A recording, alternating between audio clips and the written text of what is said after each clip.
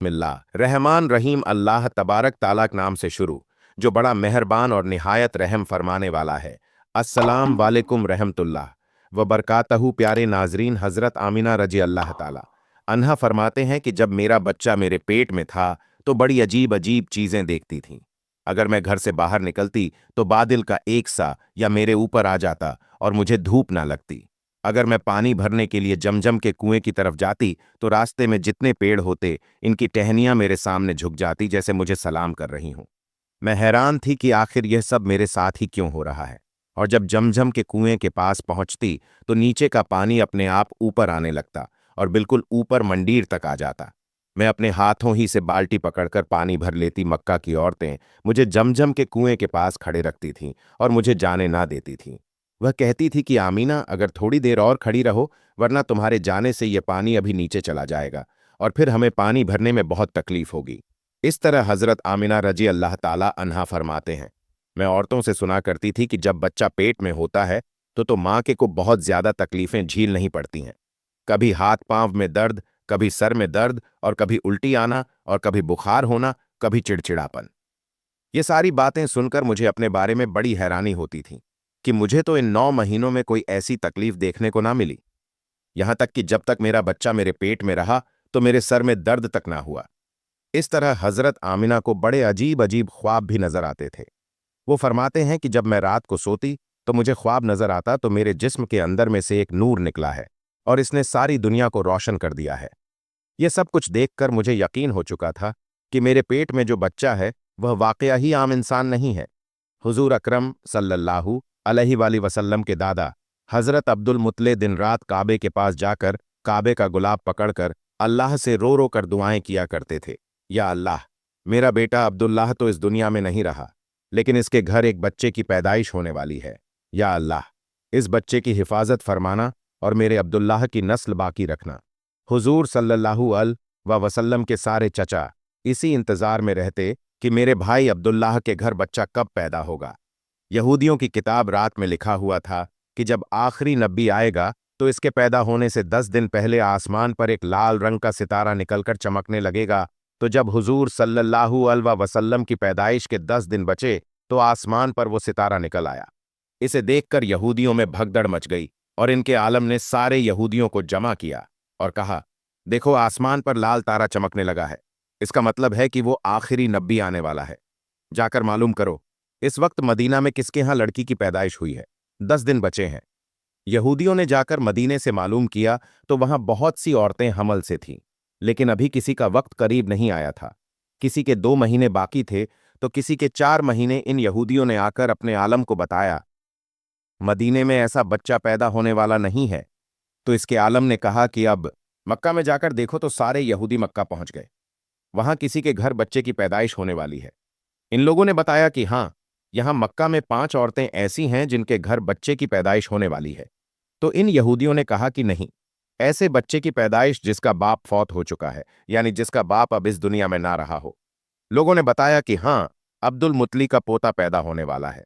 इस बच्चे के बाप अब्दुल्ला की भी अभी कुछ महीने पहले वफात हो गई थी। यह सुनकर यहूदियों की हाय निकल गई और वह सब रोते चिल्लाते अपने आलम के पास पहुंचे और कहा, हाय अफसोस, आज नबूवत यहूदियों से निकलकर मक्का वालों में पहुंच चुकी है। अब यूं ही वक्त गुजरता गया। आखिर वह दिन आया जिसका सभी को बेसब्र से इंतजार था, जिसका इंतजार आसमानों जमीन चिंद प्रिंद मखलूक कर रही थी। आज इस बच्चे की पैदाइश हुई तो जिसकी वजह से इस दुनिया को बनाया गया था। अगर वो ना होता तो शायद कुछ भी ना होता। आज इस बच्चे की पैदाइश हुई जिसके लिए चांद के 2 टुकड़े कर दिए गए। इस बच्चे की पैदाइश हुई जिसकी खातिर सूरज को आपने अपनी जगह से रोक दिया और अल्लाह ने उसे हुक्म दिया कि सूरज अभी मत डूबना, क्योंकि मेरे हबीब मोहम्मद मुस्तफ़ा सल्लल्लाहु अलैहि वसल्लम ने इन्हें अभी असर की नमाज नहीं पढ़ी है। आज इस बकी पैदाइश हुई जिसके पास सारी जिंदगी में जिब्राइल अलैहिस्सलाम 27,000 बार आए रात का वक्त हो चुका था। हजरत आमीना के पेट में हल्का सा दर्द उठा और इनको महसूस हुआ कि शायद आज मेरे बच्चे की पैदाइश होने वाली है। तो उन्होंने हजरत अब्दुल मुतली को इस बात की खबर दी। हजरत अब्दुल मुतली ने अपने मोहल्ले की एक दाई हजरत शिफा को अपने पास बुलाया और कहा कि आज रात तुम आमिना के पास ही रहो, क्योंकि मेरे बेटे अब्दुल्लाह के घर आज बच्चा पैदा होने वाला है। रात गुजरती गई, चांद भी कहीं खामोश होकर बादलों में छुप गया। हजरत आमिना रजी अल्लाह ताला अन्हा फरमाते हैं, जिस रात मेरे घर बच्चे की पैदाइश हुई तो इस दिन मेरे घर में गरीबी का यह आलम था कि हमारे यहाँ चिराग में तेल जलाने के भी पैसे नहीं थे। इस गरीबी में हमारे आका सल्लल्लाहु व वसल्लम इस दुनिया में तशरीफ लाए और इस रात हजरत अब्दुल मुतली और इनके सारे लड़के घर के बाहर बैठे रहे कि अगर मेरे भाई अब्दुल्लाह की बीवी के साथ कोई भी हादसा हो तो हम फौरन इसके लिए इलाज का इंतजाम करेंगे। पूरी रात कोई भी नहीं सोया। रात ढलती जा रही थी। चांद भी खामोश होकर डूब चुका था। हर तरफ अंधेरा ही अंधेरा था।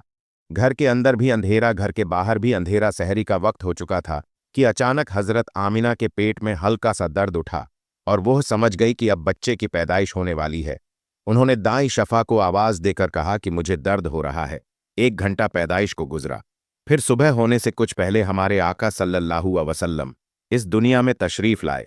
फरमा हजरत आमिना रजी अल्लाह ताला आहा फरमाते हैं कि जब हजरत मोहम्मद सल्लल्लाहु अलैहि वसल्लम की पैदाइश हुई तो सारा घर रोशनी। सेक्स की पैदाइश पर 3 बातें बड़ी अजीब हुईं, जिन्हें देखकर दै शफा भी हैरान रह गई।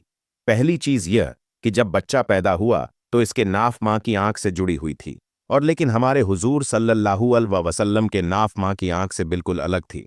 दूसरी चीज कि जब बच्चा पैदा होता है तो इसके साथ बहुत ज्यादा गंदगी निकलती है, लेकिन हमारे आका सल्लल्लाहु अलैहि वसल्लम जब पैदा हुए तो अंदर से ग्लास का एक भी कतरा ना निकला। तीसरी चीज, जब लड़का पैदा होता है तो इसका खतना नहीं हुआ होता, लेकिन हमारे नबी सल्लल्लाहु अलैहि वसल्लम जब पैदा हुए तो आप सल्लल्लाहु अलैहि वसल्लम का मां के पेट के अंदर ही खतना हुआ था। दुनिया में आपका खतना नहीं किया गया। ये 3 चीजें देखकर दाई शफा भी घबरा गई और हजरत आमिना रजी अल्लाह ताला अन्हा से कहने लगी, ए आमना, मैंने अपनी सारी दुनिया में ऐसा बच्चा नहीं देखा। जब हजरत शिफा ने हुजूर वसल्लम को अपनी गोद में लेकर एक तरफ जमीन पर लटा दिया तो दाई शफा ने जैसे ही हुजूर सल्लल्लाहु अलैहि वसल्लम को जमीन पर लटा, या तो हुजूर नबी अकरम सल्लल्लाहु अलैहि वसल्लम ने एक झटके से करवट बदली और घुटने टेक कर सीधे सजदे में चले गए। यह देखकर हजरत आमिना रजी अल्लाह ताला अन्हा की हैरानी के इंतहा ना रही। पूरे 15 मिनट तक हुजूर नबी अकरम सल्लल्लाहु अलैहि वसल्लम सजदे में रहे और फिर अपना सर उठाकर आसमान की तरफ उंगली से इशारा किया और सारी दुनिया को बता दिया कि ए लोगों, इस दुनिया को पैदा करने वाली जात सिर्फ अल्लाह ही की है।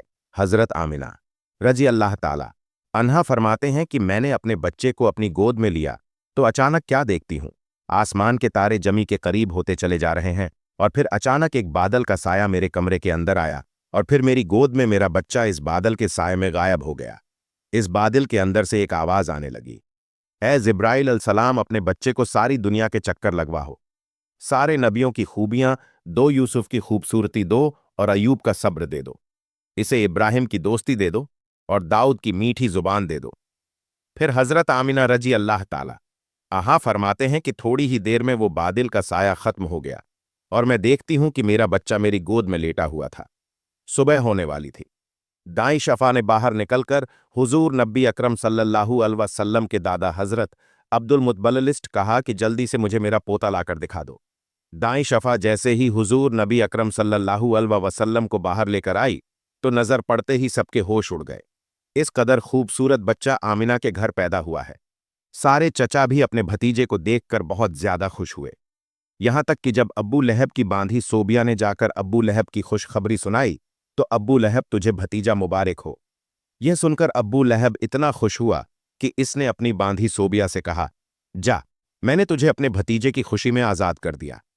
हजरत अब्दुल मुतली बूढ़े हो चुके थे, लेकिन फिर भी मारे खुशी के अपने पोते को गोद में लिए काबा की तरफ दौड़ते चले जा रहे थे। सारे मक्का वाले भी खुशी से नारा लगाते हुए हजरत अब्दुल मुतबलिस्ट और इसे जिंदगी से बड़ा इंसान बनाना। शायद कि अब्दुल मुतल्ली को यह नहीं पता था कि इनका पोता वो इंसान है जिसकी खातिर इस दुनिया को बनाया गया था। इनका पोता इतना बड़ा इंसान है कि अल्लाह ने मेराज के मौका पर भी जमीन से उठाकर 7वें आसमान पर अपने सामने बिठाया और इनसे बातें की। इनका पोता वो इंसान है जिसे मायूस होकर इनकी आंखों में आंसू देखकर आसमान पर दहलका सा मच गया और हजरत अब्दुल मुली ने काबे का गुलाब पकड़कर अपने पोते के लिए दुआएं मांगी और फिर उन्होंने पोते का नाम मोहम्मद रखा। मोहम्मद का मतलब होता है जिस इंसान की बहुत ज्यादा तारीफ की जाए। यह नाम सुनकर मक्का वाले कहने लगे, ए अब्दुल मुतली, ये एक ऐसा अजीब सा नाम है। तुमने अपने पोते का नाम रख लिया है। हमने तो आज तक ऐसा नाम नहीं सुना। तो हजरत अब्दुल मुतली ने जवाब दिया, ऐ मक्का वालों, तुम्हें क्या पता कि मेरे इस बच्चे की एक दिन ऐसी शान होगी कि लोग इसके पीछे चलेंगे। एक बार हुजूर अकरम सल्लल्लाहु अलैहि वसल्लम मदीने में अपने सहाबा कराम के साथ बैठे हुए थे, तो हुजूर नबी अकरम सल्लल्लाहु अलैहि वसल्लम के चचा हजरत अब्बास ने फरमाया, ए अल्लाह के रसूल, मुझे बचपन ही में मालूम हो गया था कि आप बड़े होकर कोई बड़े इंसान बनोगे। हुजूर नबी अकरम सल्लल्लाहु अलैहि वसल्लम ने पूछा, ए चाचा जान, आपको कैसे पता चला? तो हजरत रजी अल्लाह ताला अहा ने उन्होंने फरमाया, ए अल्लाह के रसूल, जब आप 2 महीने के थे तो एक रात मैंने आपको देखा कि आप चारपाई पर अकेले लेटे रो रहे थे। मैंने आपको चुप कराने की कोशिश की, लेकिन आपने मेरी तरफ नहीं देखा। फिर अचानक आसमान की तरफ देखकर मुस्कुराने लगे। मैं हैरान रह गया, और फिर मैंने भी आसमान की तरफ देखा तो मेरी फटी की फटी नजर रह गई। मैंने देखा कि चांद आपकी उंगली के इशारे पर नाच रहा है। आप जिधर भी उंगली ले जाते हैं, चांद उधर को ही चला जाता है।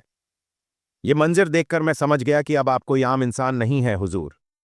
नबी अकरम सल्लल्लाहु अलैहि वसल्लम ने फरमाया, हाँ मेरे चचा जान, आप सही फरमा रहे हैं। मैं बचपन में चांद से खेलता था, और चांद मुझे कहानियां सुनाता था और मुझे रोने नहीं देता था। सुभान अल्लाह, ऐसे थे हमारे प्या मेरे नब्बी कि जिनके घर में इतनी गरीबी थी कि इनकी मां अपने इस यतीम बच्चे के लिए एक खिलौना तक भी नहीं खरीद सकती थी। तो अल्लाह ने चांद को हुक्म दिया कि ए चांद, तू मेरे महबूब के लिए खिलौना बन जा। हुजूर नबी अकरम सल्लल्लाहु अलैहि वसल्लम के जिस दिन पैदाइश हुई, इस दिन दुनिया में जितने भी बुत थे वह सब जमीन पर औधे मुंह गिर पड़े, और ईरान के बादशाह के दरबार में 1000 साल से एक आग जल रही थी। वो लोग आग की पूजा किया करते थे। हुजूर नबी अकरम सल्लल्लाहु अलैहि वसल्लम के जिस वक्त पैदाइश हुई, एकदम से वो आग बुझ गई, और इस बादशाह ने अपने महल में अपनी शक्ल की 14 लाइटें बनवा रखी थीं। हुजूर नबी अकरम सल्लल्लाहु अलैहि वसल्लम की पैदाइश पर वह सारी लाइटें धड़ाम से जाकर जमीन पर गिरी। अगले दिन दोपहर के वक्त एक यहूदी आदमी अपना कुछ सामान बेचने के लिए मक्का आया, तो इसने आसमानों पर देखा कि इसे वह सारी निशानियां दिखने लगी हैं जो आखिरी नब्बी के पैदा होने की निशानियां थीं। इसने मक्का वालों से पूछा कि आज किसी के यहाँ कोई बच्चा पैदा होने वाला है। इन लोगों ने बताया, हाँ फलां फलां औरत के यहाँ लड़का हुआ है। इसे यहूदी ने कहा कि नहीं, ऐसा कोई बच्चा जिसका बाप ना हो। तो लोगों ने बताया, हाँ अब्दुल मुतली का पोता हुआ है। इसे यहूदी इन्हें कहा कि मुझे चलकर दिखाओ, इस बच्चे को देखना चाहता हूं। फिर वो यहूदी हजरत आमना रजी अल्लाह ताला अन्हा के घर पहुंचा और हुजूर नबी अकरम सल्लल्लाहु अलैहि वसल्लम की पीठ को देखा तो इसकी चीखें निकल गईं, क्योंकि हुजूर नबी अकरम सल्लल्लाहु अलैहि वसल्लम के पेट पर नब्बुवत की मोहर लगी थी। जब इस यहूदी ने नब्बुवत की मोहर देखी तो वह रोता हुआ कहने लगा, हाय अफसोस, आज यहूदियों के हाथ से नब्बुवत निकल गई। अब इनकी बर्बादी बहुत करीब है। एक आमना का लाल, एक फातिमा का लाल नाना भी है, मिसाल नाना भी है, बेमिसाल और नवासा भी है। बेमिसाल सुभान अल्लाह। प्यारे नाजरीन, उम्मीद है आपको आज की वीडियो जरूर पसंद आई होगी।